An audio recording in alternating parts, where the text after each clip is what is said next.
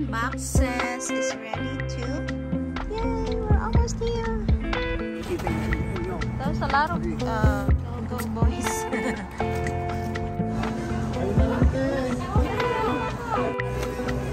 Give it to Luis. That's for you.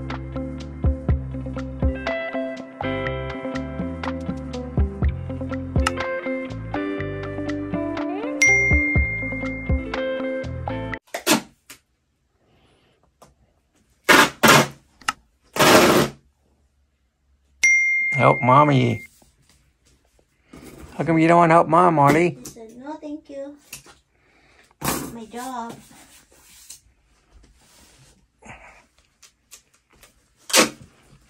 Duct tape first and then The regular tape. tape. She wants a video too. You want a video? Can I have in a... Can you get me a video too? You want a video, Molly? You're in the video, baby. Say hi, guys. Come on. Say hi, guys.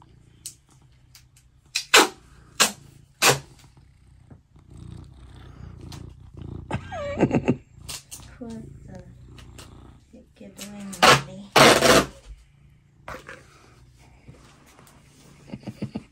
Iron boxes is ready to Go to the Philippines. ship to the Philippines. Yeah, 2 large balikbayan boxes. How about this little one? Gonna go to Philippines too, Minnie? Yeah? Are you ready Yeah, I'm ready. to go? Yeah, I'm ready to go. Can I ship you? Yeah. You can ship this one too. What's that, Marley?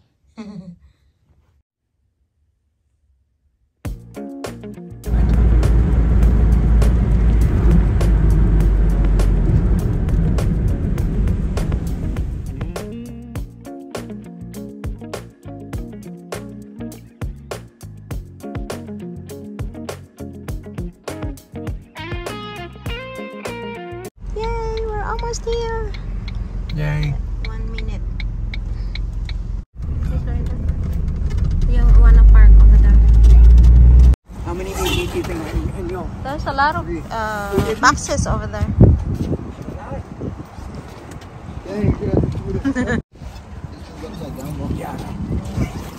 Alrighty. Go boys. A few minutes later. We're done with LBC.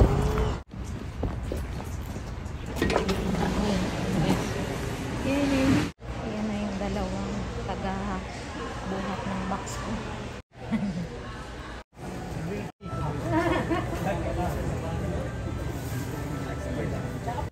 Grabe guys, kumpleto ang pagkain Pinoy. Ayan, may mga dinuguan, bagnet, ayan, may mga turon, dried fish, mga crispy na mga danggit. Ayan, masarap yan siya. Nag-order pala kami guys sa Grill City ng pork barbecue. Ayan, masarap at saka rice of course.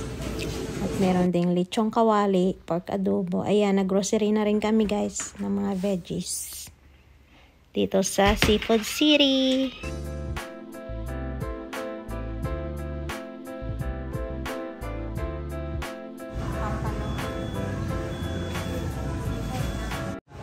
Then, pumunta na rin kami guys ng Red Ribbon. Bumili kami ng cakes. Ayan. Chocolate cakes para sa dalawang assistant ko. Yung sa akin naman is chocolate mousse. And then, bumili din kami ng hopya doon sa Goldilocks.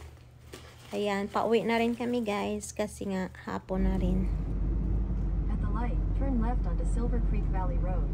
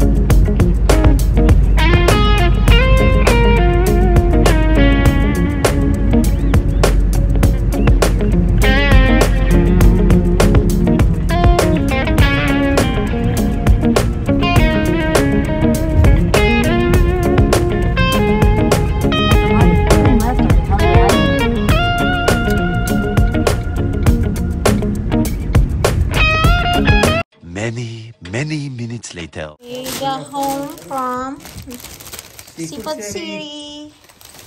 And we get this for... Oh, are you okay? Sorry, Izzy. Red horse for hubby. On mine. Pork shumai dumplings. Freezer? Yes. Then I got some delicious cheese. And then some kamote. Potato. Sweet yams.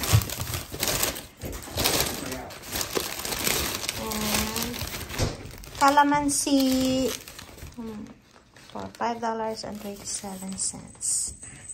With a fridge, yes.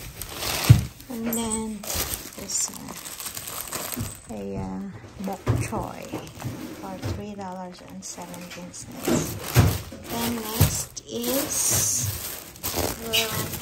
to Goldilocks. I got pork hopia. And Obi hopia.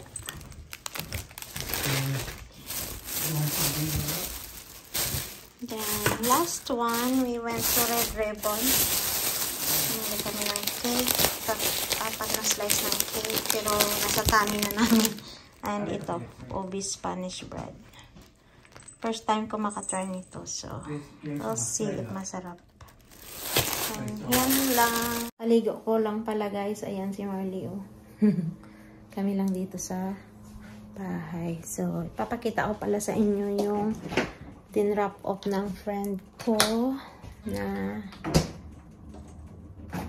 cupcake ice cream from Cold Stone. Ayan. Namatay kasi yung grandmother niya. Yan sa freezer. Yan galing. Pakita ko sa inyo. Pala guys, yung ice cream cupcakes na galing sa friend ko na si Bianca. Yan yung mom niya kasi sa Cold Stone nagtatrabaho. Kasi yung grandma niya nung Monday. So, meron silang GoFundMe na account o na sinet up ng friend ko. So, ayan. Nag-donate ako doon at saka si Cory nag-donate din. So, nag-text siya sa akin na nagpasalamat. Sabi niya kung gusto ko daw ng cupcake. Sabi ko, sure, yeah. Sabi ko, you don't have to do that. But sabi niya, gusto niya daw ako bigyan. Kasi yung mom niya is sa Cold Stone nagtatrabaho.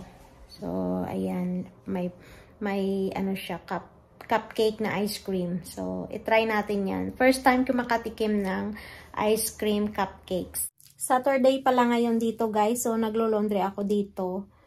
At, yung cupcakes pala, yung ice cream cupcakes, yung friend ko, gi-drop off niya dito. Kanina mga 12, before mag 12:30 kasi may work siya ngayon sa part-time job namin. Pero ako wala akong work today. Tomorrow yung work ko. Siya ay off naman tomorrow. So, gi-drop off niya kasama yung mami niya. Nagpasalamat sila.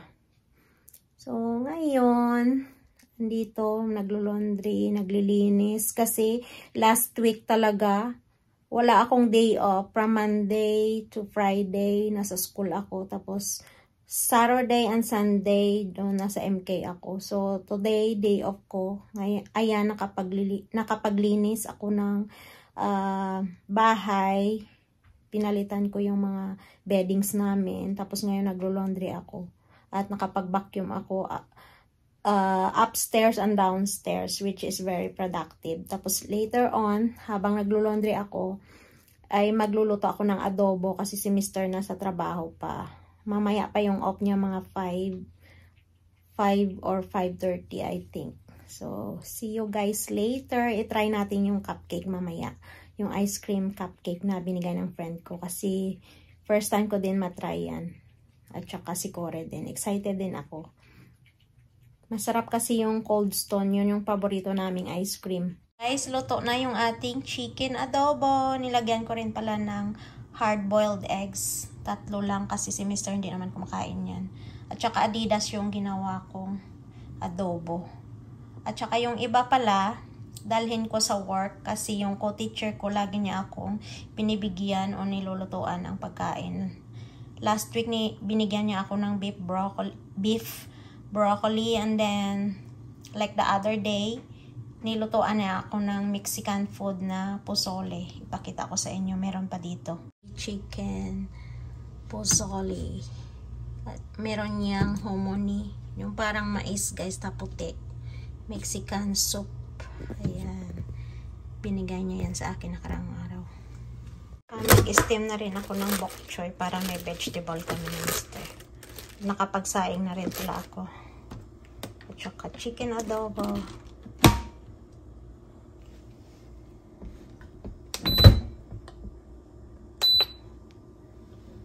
Ayan. Nagtimpla na rin pala ako ng fresh calamansi juice.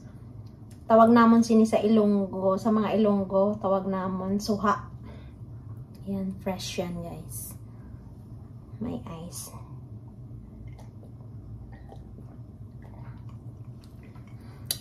Vitamin C. Ayan, let's eat guys. Kinamay tayo.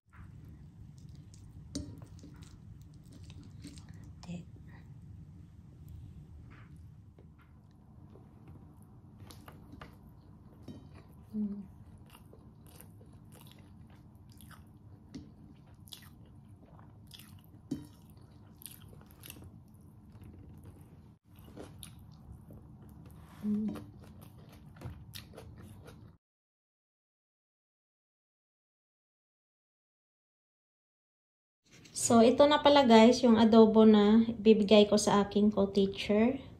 Yung husband niya kasi is half Filipino rin, pero siya is Mexican-Italian.